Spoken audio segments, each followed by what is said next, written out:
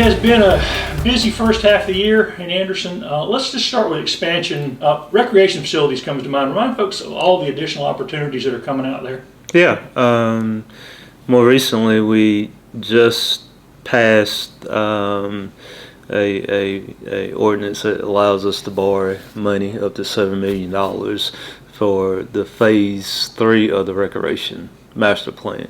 In phase 3, just to refresh you, we have 2 ball fields right now at the rec center property. We also have 2 ball fields at Lindley Park, and the plan is to build multi-purpose ball fields behind that. So we have, in theory, we do 4 ball fields, but that area will also be able to transform into soccer, football. And so that's huge, because what it does allow us to do is to remove the ball fields on Lindley Park, which have been there for a long time. Traffic's bad. We get worried about kids crossing. So we can move those ball fields out and start working on what we're now calling Lindley Park South. And Lindley Park South will make that bottom part of Lindley Park green space, and it's going to be cool. And also with the bike and pedestrian trail that will go to the rec center. Yeah, talk about that trail. How far is that trail eventually hopefully going to connect everything? You know, hopefully, in my mind, hopefully it will go to B. Thompson Park, to the West Side Community Center, and I think one of the bigger issues is connecting that bike trail to the Civic Center.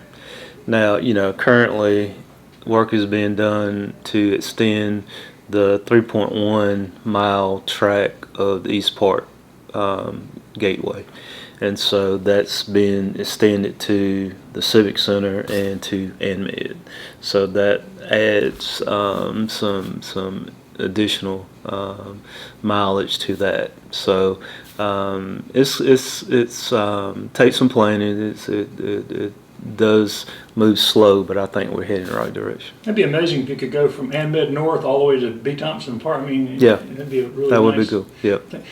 Have recreation the kids and all come back in full swing this year? I mean, has everything bounced back pretty? Yeah, yeah. Strong? The kids, the spring and the summer season will fall, and I think they are registering kids right now for the fall leagues.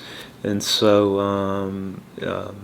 it appears that that part of the let go of the pandemic was good for the kids, because it got them out.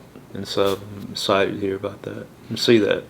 Let's move downtown. The hotel's obviously the most visual downtown project. Mm-hmm. What's the latest on that construction? They still are. We just looked at it a few hours ago.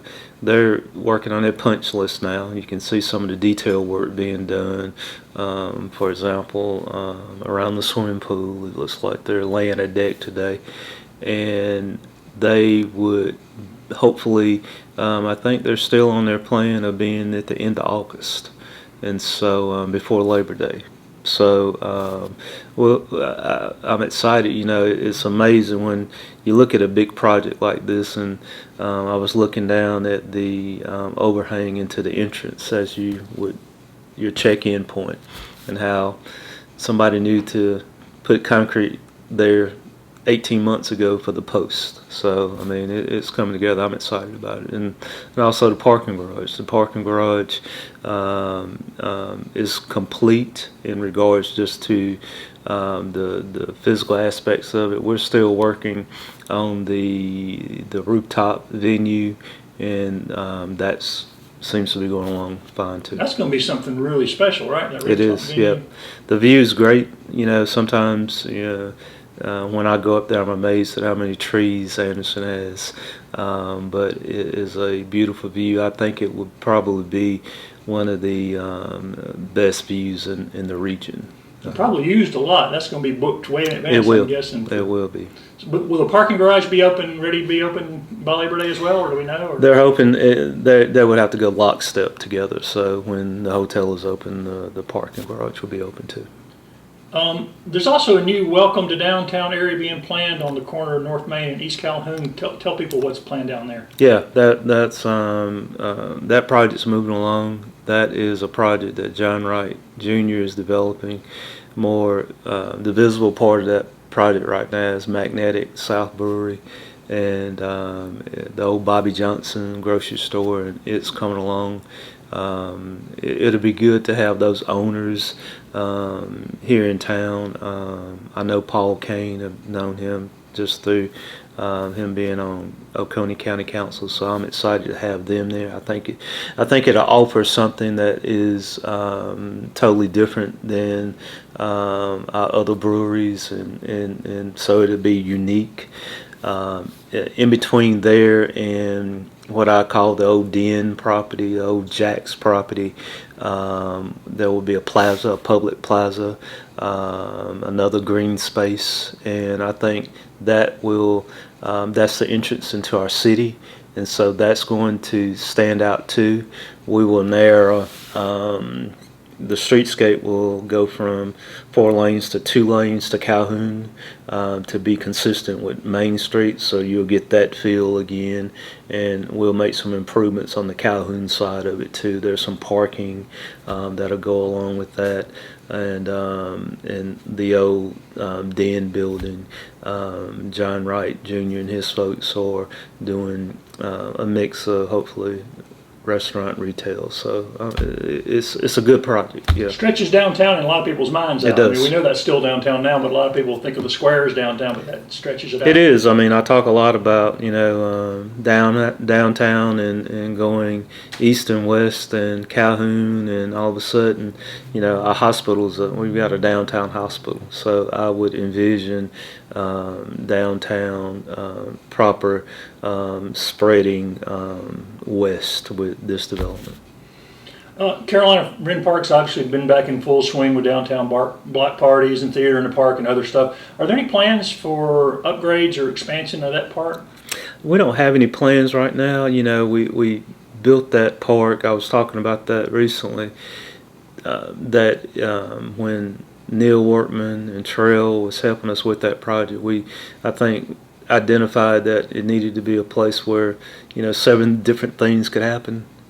From the Mama Meal was wildly successful. I personally think I've been to a lot of amphitheater events, just facilities throughout the upstate, and I think that's the best place to watch a play or a band. The splash pad is there for the kids. You have Wren Pavilion is there for people who might want to have a wedding venue to be able to rent that out. There's eating and dining. You see more and more people taking advantage of that space because of Groucho's and sitting out in the open and having a drink and a beverage. So nothing yet in regards to Wren Park.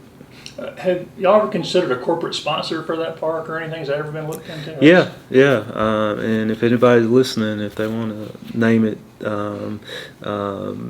the ANMED Amphitheater, Carolina Ren Park, sponsored by Carolina Ren Park, we'd be glad to do that. Always opportunities. Always opportunities. Okay. What other downtown projects are underway that people might be interested in?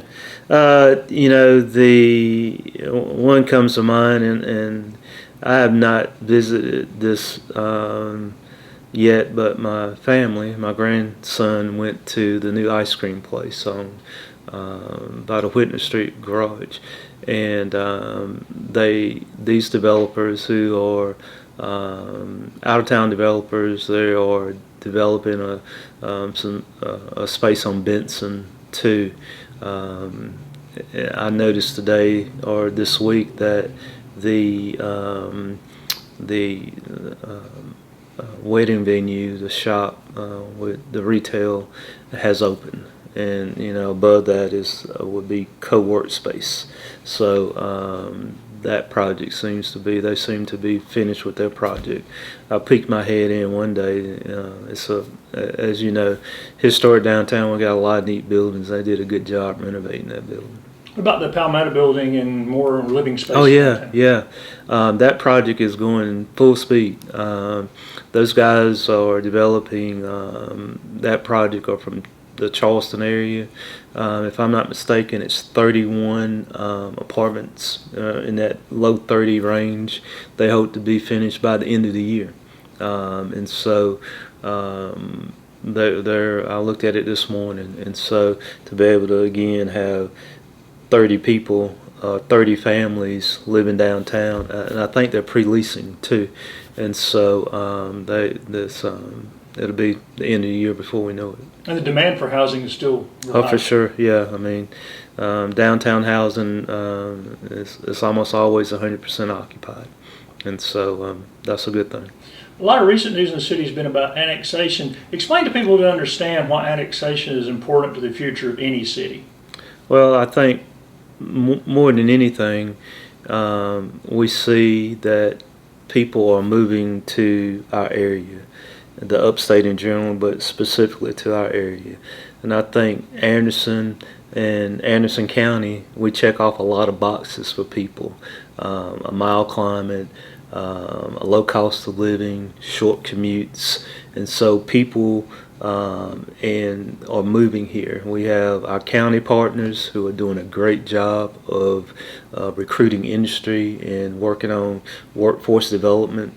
And so in our mind, we have to continue to grow as a city to stay alive and to be able to offer quality of life things that people look for.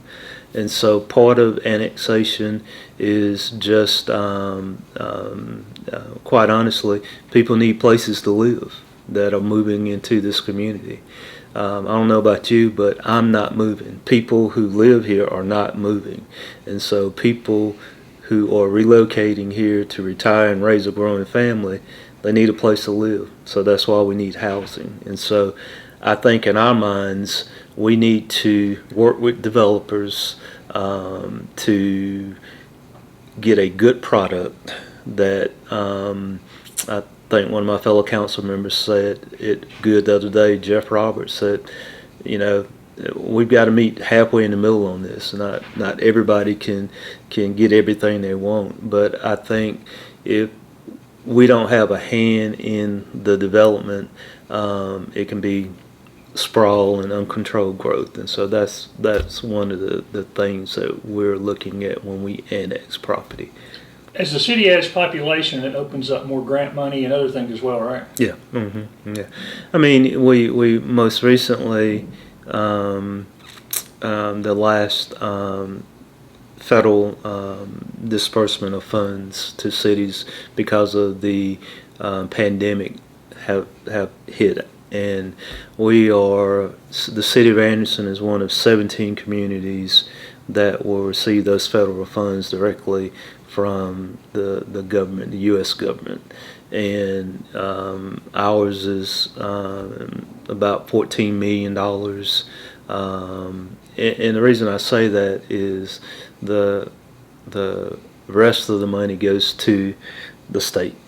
And the state disperses that money to the other 271 cities outside of the 17. But I think it shows well is that Anderson was considered one of the 17 metropolitan areas by the federal government in this latest disbursement of funds. And so much of federal funding is based on population. So much of grant money is based on needs, and so I think it puts us in a position to take advantage of all of that. Well, and I know it's preliminary, but what do census figures look like? What's the latest population we're looking at for the city? I think we probably will be close to 30.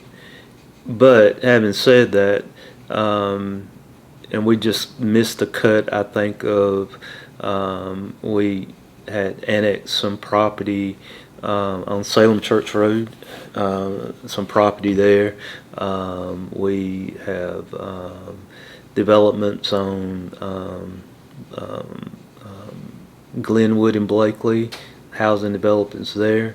And so I think the next decade of growth for our city, we just talked about it. I mean, it will, because people are looking at those amenities in cities our size.